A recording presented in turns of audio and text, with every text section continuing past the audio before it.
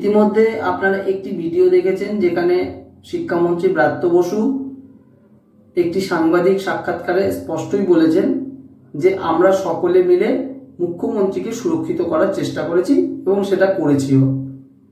কিন্তু এখানে যদি এই যে নেগেটিভটা যে আমরা সকলে মিলে, এই আমরা সকলে মিলে মিন্স এখানে কিন্তু শুধুমাত্র সেই নির্দিষ্ট দলের নেতা মন্ত্রীদের বুঝলেই কিন্তু চলবে না।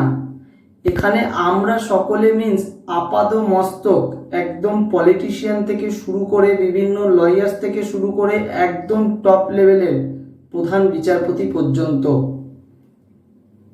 কারণ একটা বিষয় খুব পরিষ্কার যে সিবিআই যে ডেটা দিয়েছে বা সিবিআইয়ের মাধ্যমে যে প্রমাণ দেওয়া হয়েছে সেখানে কিন্তু নির্দিষ্ট কিছু কর্মচারীর, এবং সেই জায়গায় দাঁড়িয়ে যাদের বিরুদ্ধে অভিযোগ পর্যন্ত নেই তারা কি করে বিচারাধীন হলো, তারা বিচারাধীন হচ্ছে কি করে এবং তাদের চাকরি বাতিল হচ্ছে কি করে, এই জায়গাটা পুরো স্পষ্টভাবে বুঝতে হবে যে যারা সিবিআই দ্বারা অভিযুক্ত পর্যন্ত নয় তারা কি করে চাকরি খোয়াতে পারে, কি করে একটা সিস্টেম, এই বিচার ব্যবস্থা তারা সেই নির্দোষ মানুষগুলোকে বিচারাধীন করে দিতে পারে এবং বিচারাধীন শুধু পর্যন্ত নয় পুরো প্যানেলটা বাতিল করে তাদের চাকরি বাতিল করতে পারে।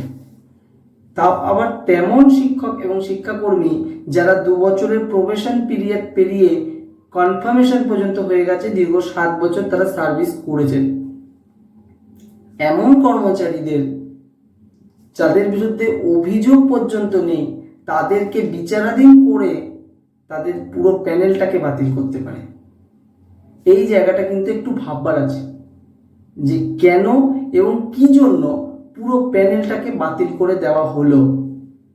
নির্দিষ্ট কয়েকজনকে যদি বাতিল করা হতো তাহলে কি নানাবিধ প্রশ্ন উঠে আসতো, এবং নির্দিষ্ট কয়েকজনের যদি চাকরি চলে যায় সেই ক্ষেত্রে বিশেষ কিছু মানুষের কিন্তু খুব অসুবিধা হবে, এবং সেই জায়গাটাকে সেফগার্ড করার জন্য একদম সুপ্রিম কোর্টের প্রধান বিচারপতি পর্যন্ত এই পুরো প্যানেলটাকে বাতিল করে সকলের চাকরি বাতিল করে একটি রাজ্যের মুখ্যমন্ত্রীকে সেভ করেছেন। তাই এই আমরা সকলে মিলে মিন্স নির্দিষ্ট কিন্তু কোনো দলের নেতা মন্ত্রী নয়। আমরা সকলে মিলে বলতে কিন্তু তারা বুঝিয়েছেন যে ওনারা তো আছেনই, সাথে কিন্তু আরও টপ লেভেল পর্যন্ত যারা নেতা মন্ত্রী আছেন এবং সাথে এই বিচার ব্যবস্থা, কারণ বিচার ব্যবস্থা কিন্তু সরকারের আলাদা পার্ট নয়।